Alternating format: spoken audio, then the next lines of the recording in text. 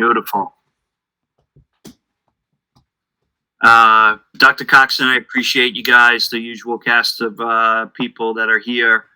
You guys definitely getting something out of this, I think. Yeah, and sure. You're going to benefit from hearing and living vicariously and at times in their own footsteps too.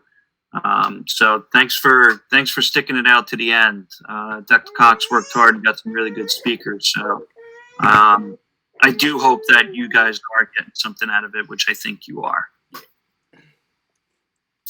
There's Ben. Yeah. Let's take that past 5 hours. You didn't sleep last night? Nah, he slept. No, you seem exhausted. Yeah, I'm always exhausted with this guy. Hi, bud. Trying to wean him off the pacifier now. Oh. Good luck with that. I hate it. He's not a year old yet, right? No, he just turned a year. You see him stick his tongue out at you? Yeah. Wow, you guys are. I don't think we did that until she was like 2. Oh wow. Well, Yeah. she's a pediatrician, so it's like she tries to live. I know. And it's true. It does push out their teeth, but you know what? Everybody needs braces, and I need to sleep. Right, exactly. That's my thought process. I'm more of like a natural universe type person. Like things will happen. The Lord's like, no, we got to meet this deadline. I'm like, yeah. Forget the deadline. I'm going to go off the right. Did you just discover your tongue? Oh, dude, he loves that. He literally loves that. It's amazing, like, once they get on the other side of one, how fast everything starts to move in the development sphere. You know? Like, before one, they're just like this little thing, and then they start to get mobile, and then, boom, everything starts coming, like overnight, they learn new things.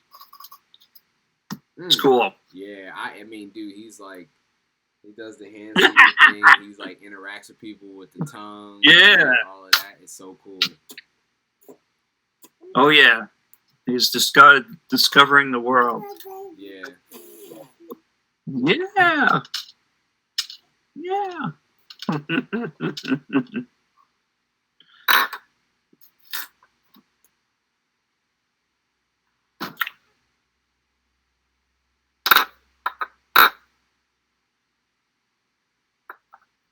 You chilling with Daddy? Huh?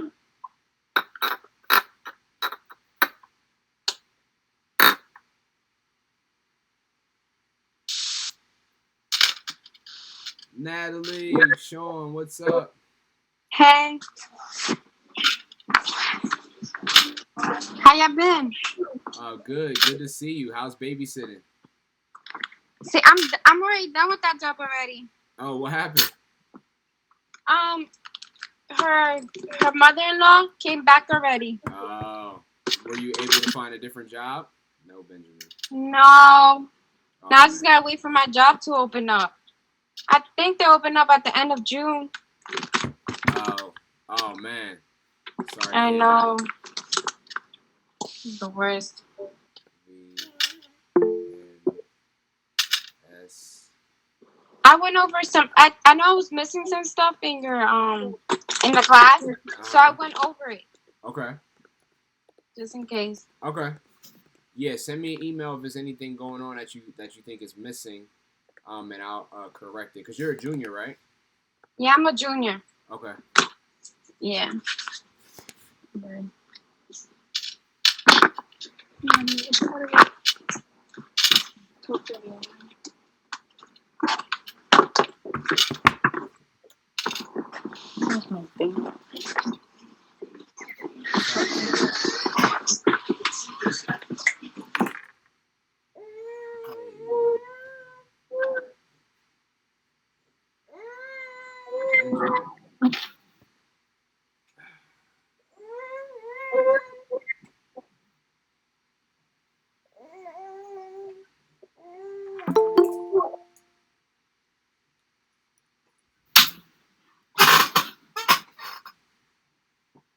All right, guys.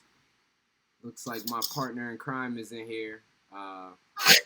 Vivek, this is some of my students. Their screens are off, but you see, this is Mr. James Lewis. He is my co-teacher.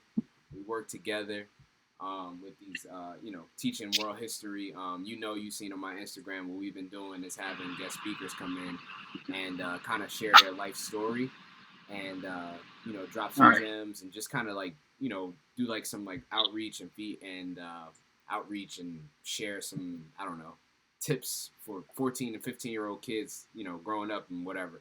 I'm babbling, but we're interested to hear your story. Interested to hear, where you grew up, where you went to college, what you studied in college, what you do professionally now, what you do for fun, and some things like that. Mr. Lewis and I will ask you questions to kind of dig a little bit deeper into your story.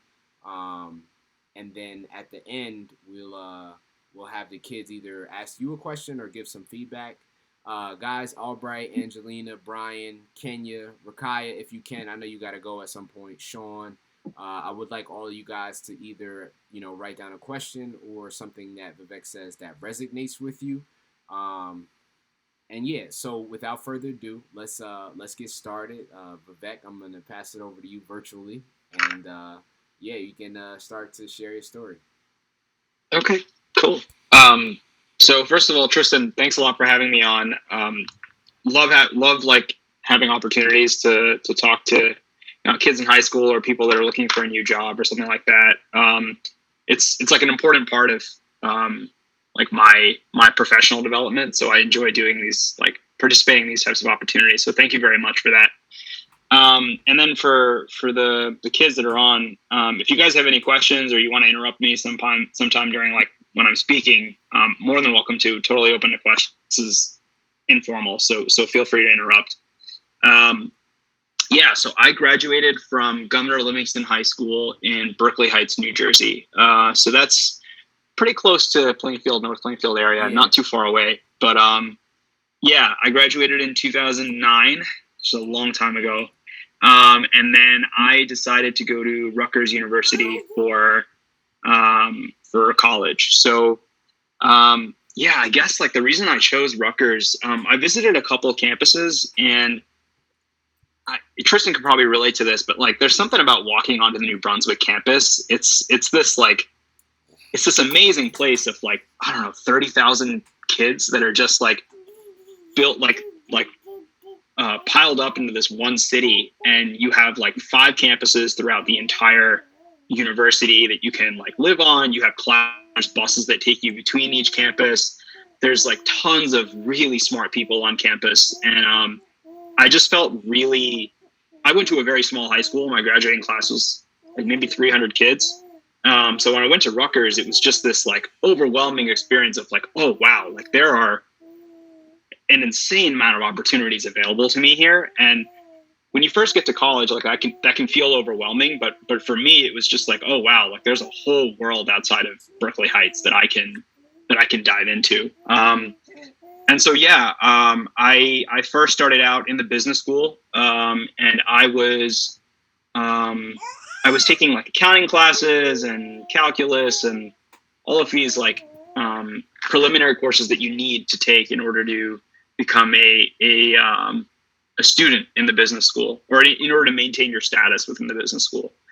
And so one of the hardships that I kind of faced during college was I kind of think about it like there are these three like balls that you have to keep up in the air that you have to juggle throughout college, right? And that's sleep, a social life, and schoolwork. And so someone told me that you can only have 2 of those 3 things. And like me being like very bold and somewhat crazy, I thought like, okay, well I can just have all 3 and I don't have to compromise on any of them. And that led to me like not doing so great in school for my first year and a half of college. I had a great social life. I slept a ton, probably more than I should have. I didn't focus as much on my classes. And the part of it that was a real realization for me was, I got to my 3rd semester in college, and I had like piled up all this stuff on my plate. Like I wanted to pledge of fraternity. I wanted to have my own recreational club at Rutgers. I wanted to take all the hardest classes and do be the best in all those classes. And I wanted to have like all the social opportunities that are available to you as a college student. And the realization to me was that like it's one thing to say all of those things, but like to actually go in and do it is a whole different story, right? So like I saw this logo on a restaurant one time that said like talk, don't cook rice. So talk, don't cook rice means like talk is talk, right? But you actually have to like walk the walk. And so when it came time to actually like sit down for all my exams, I was like, oh wow, like I really didn't put in the work from this. Like I need to reassess how I'm approaching my college life. So that resulted actually in me kicked out of the business school. I couldn't maintain my status.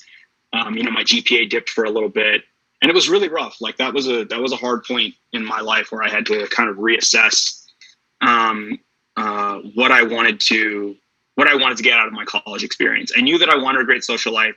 I knew that I wanted to like do well in school, but I knew myself that like I wasn't the greatest student ever. So I had to that was something I had to work on, right? I had to set study hours for myself. I had to, sometimes when, kids like my friends would come to my room in my dormitory and they would be like, oh, hey, do you want to go out for lunch or do you want to go out for dinner? And the quad, I would have to say no a couple times because I have to sit down and kind of like study and make sure that I'm keeping my grades up. So that third semester of college was a real humbling experience. But I kind of took that as like, I failed at something and I knew that if I wanted to succeed in college, I had to do something different. So yeah, as far as like an academic career, after that third semester, I kind of set myself, on some more like guardrails on like how I should approach my academic experience. And that changed a lot for me. I brought my GPA back up. I was readmitted to the business school. I could have spent a fifth year in college doing my degree in the business school. But by the time I had become a senior, I was like, I'd already had a great GPA. I already had good internship experience. I didn't feel like I needed the fifth year. And there was something that kind of like sat with me all these years since that happened, which was that, when I didn't have good grades and I went to the dean of the business school, if you could kind of cut me a break, like I took some really hard courses. I definitely didn't put in the work, but if I can have just a semester to like bring my GPA back up, because my GPA only fell by a little bit, but it was under what was the required amount. I know that I can bring it back up. And the dean of the business school told me that, well, you don't have the GPA in order to be in the school. So maybe business isn't cut out for you. Maybe you're not, maybe you shouldn't be in this program. And that kind of like really hit home with me because I wanted to prove him wrong so badly. And so, I spent the rest of my college career kind of like trying to disprove that statement. Not to him, because it doesn't matter what anyone else thinks, but to me, right? Like I wanted to know in my own right that I deserved to have all those opportunities that all the business school students had in Rutgers. And so what I did was I started applying for all the same internships that the business school students did without being in the business school. And so one of the best experiences that I had in college was I applied for this internship. And they had the way it, if you go to Rutgers, you'll know that they have like a career page where you can go, and all universities have this. They have like a career page where you can apply for internships and full-time jobs. So I applied to one that I knew a lot of business students were going for, and I got ranked like, I think they only had available, and I was like 11 or 12. So like I didn't get an interview. So I thought, okay, whatever, it's not a big deal, right? But what ended up happening was that 2 or 3 of the students from the business school that were going to take that internship, like take the interviews, they dropped out at the last minute. So like my ranking moved up. And so I was like, okay, I guess I'm going to get an interview. So I have to go in and compete against all of these business school students. So I went in, did the interview, talked about my experience. I had done like door-to-door sales for Verizon Fios. I did door-to-door sales for Server Pro Painters, which were hard jobs. I worked for Verizon Wireless for a little bit. Like I had all this internship experience, some in finance, and they ended up sending me an email after the interview saying like, oh, so you've moved on to the next stage of the interviews. They're in Dallas. And I was like, all right, Dallas, Texas, that's not in New Jersey. So, I emailed them back and I was like, all right, well, am I paying for the flights out there? Like, how does this work? And they were like, no. Like, we're going to fly you out to Dallas, Texas. We're going to put you up at a hotel and you're going to do an interview with our entire, like all of these other candidates that are in competition for this. So out of, whatever the 10 or 15 students that they interviewed on campus, I was one of the 3 students. I was the only one that wasn't in the business school that was flown out to Dallas for interviews. And when I got to Dallas the following week, there were 500 kids that they flew in from all over the United States. And they put us all up at the W Hotel, and they had our interviews in the W. So the first night was a meet and greet. So I had kind of like studied, and I knew that the CEO of the company was he went to Princeton, which another school in New Jersey, right? So like we kind of had that in common, and so I thought to myself like I had to say something to him that's stick, and so I knew that the first football game in the United States was played between Rutgers and Princeton. I think Rutgers won, right? Rutgers did. So I talked to, I think his name was Bill Adley. He came up to me and he tried to talk to everybody a little bit. Oh, did you know that the first game in the United States, like for football, was between Rutgers and Princeton? He goes, yeah, I did know that. And I was like, and Rutgers won it. I know that you went to Princeton. I don't want to prick any feathers, but I just want to let you know that. And I kind of like made a little joke with him, so I would kind of stick out in his mind. So we all went to bed that night. Everyone went out. Like a lot of people partied, but I like wanted this job. Like I really wanted to be out in Dallas for the summer. And so I went to sleep early, got up the next morning, and this was like one of the craziest interview processes I've ever been through, where they had 500 kids come down, and the way that you didn't have any individual interviews with any of the people in the company. There were scenarios that they set up where you had to figure out how you were going to stand out in a crowd. So they would set up forums where they would say like, okay, ask us questions about the company. Or they would say, they put us all in a room, and then they had like different tables that we were supposed to go to, where we would talk to a panel of like 3 or 5 interviewers. And so every time like I would get to a room early, like 5 minutes early, and I would sit in the front because I knew if I sat in the second or third row, they weren't going to see me. So I sat in the front. I always I would look at what the topic was for that panel. It would be like, they would say like how to build, how we work with our customers. So I would think about questions that I would want to ask them about their company, so I could kind of stick out from what other people were asking. And then the last, which was the panel interviews. You would go to a panel of like 3 or 5 people that were interviewing you, but you would be sitting next to one other person. So it was almost like this experience where they had you and someone else, and then they would kind of be like, all right, of these 2 people, like, who's better? And so one of the questions they asked me was, what was your favorite class in college? And like, when someone asks you that question, like the first thing that you think in your mind is like, oh, I really want to impress them. So let me tell them the hardest class that I've ever taken, right? Which was like, I don't know, calculus 4 or trigonometry or something like that, right?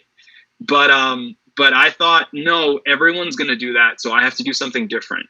So the person next to me said like calculus or something like that, and I was like, oh, like fine, like that's what everybody else is going to do. Like, all right.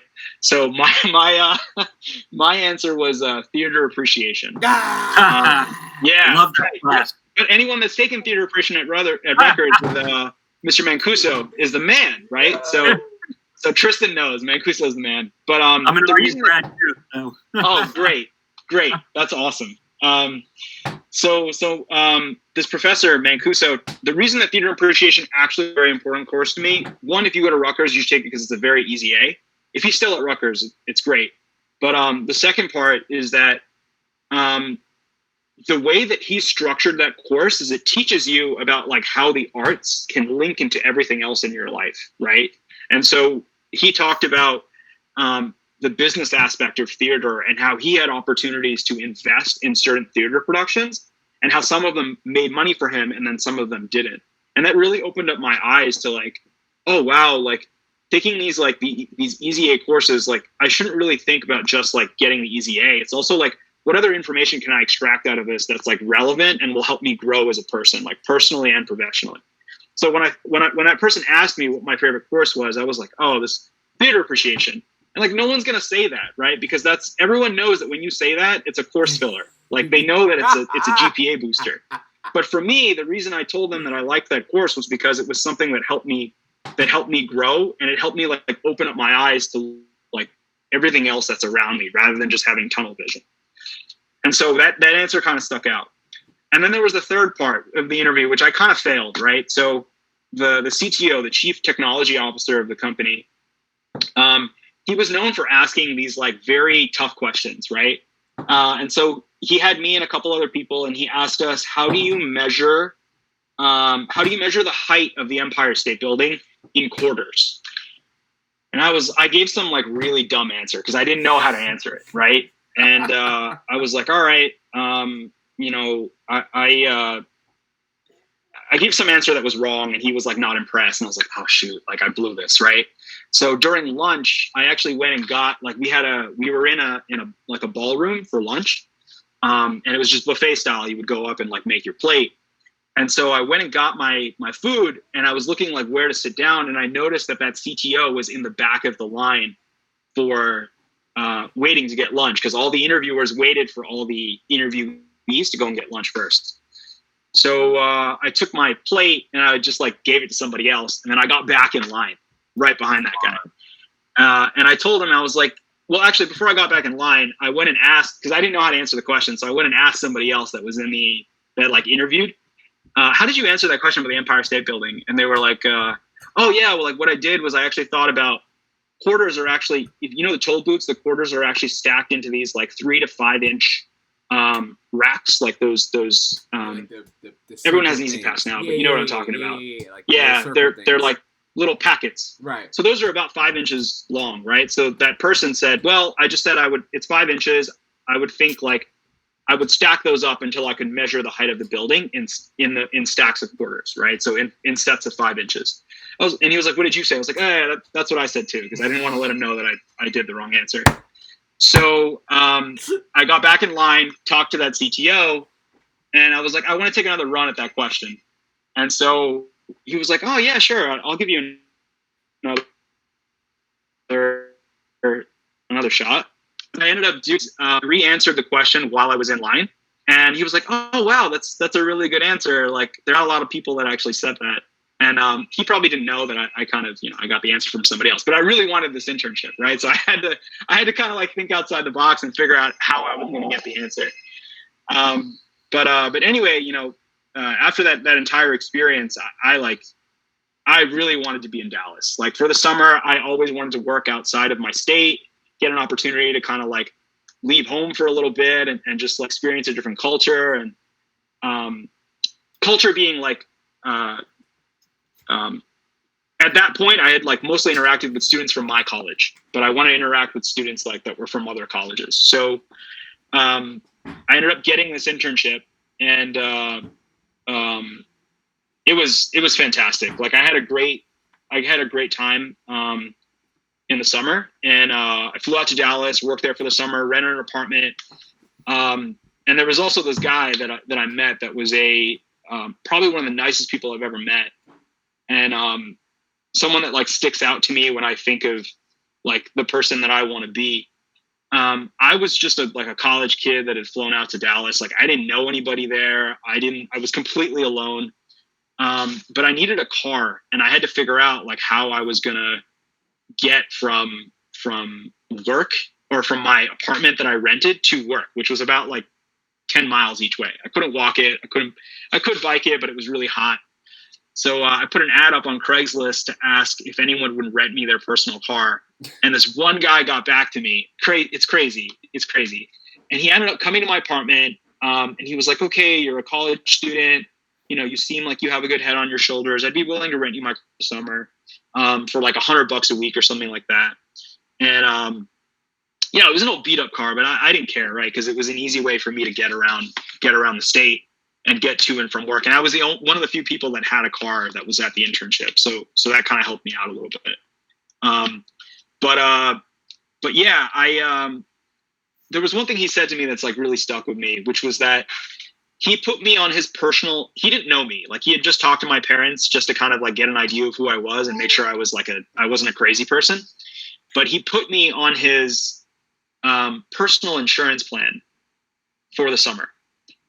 And he, after he did that, he came up to me and he said, okay, the insurance is about $300 for the summer, for these 3 months. He says, do you have the money to pay for that? And I was like, honestly, like, I don't. Like, I haven't started working yet. All my accommodations and stuff right now has been paid for by the company. And he said, okay, don't worry about it. I'll cover the cost. I had a lot of people when I was in college. He was from Nigeria. So he had come to the States for a college in Arizona or Arkansas. And he said, when I came to the States, a lot of people helped me when I was in college. So don't worry about it. I'll cover it for you, but just pay it forward. If you meet another college student at some point that needs help them. And that's like something that's really stuck with me, because it's like, it's very easy. It's very easy in this world to kind of just like worry about yourself, like just take care of yourself. And that's very rudimentary, right? Because if you only have to take care of one person, like, and that's all you have to worry about, it's not very hard to like be happy, right? It's pretty easy, because all you have to worry about is your own happiness. But I found that like helping other people and being someone that's like generous and really really truly cares about another person, or like how you make them feel, is a very rewarding experience. And so that moment with this guy in Texas that rented me his personal car has stuck with me, until now, and it will for the rest of my life, because he didn't have to help me. Like, I was someone he met on Craigslist. Like, there's nothing he gets out of putting me on a 20-year-old kid, like, on your personal insurance. Like, there's nothing he gets out of that. But I think that he had a very good life, and his way of being grateful for that was helping others. And so, since then, my life has also been very good. And so I kind of feel like if you have a good life, you have a intrinsic duty to kind of help other people. So yeah, that internship was great. I had fun in Dallas. I met some really cool people, and I left for the summer. I went and did another internship.